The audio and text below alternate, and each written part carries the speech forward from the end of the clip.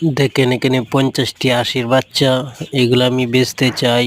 কেউ যদি কিনেন তাহলে আমার এই মোবাইল নাম্বারে ফোন দিবেন। আমি অনেকদিন ধরে আষ্টি লালন পালন করছি। এই আষ্টির বয়স আজকে 20 দিন। আমি এখন আষ্টি বেচে ফেলামু। আপনারা যদি কিনেন তাহলে আমার সাথে ফোনে যোগাযোগ করবেন।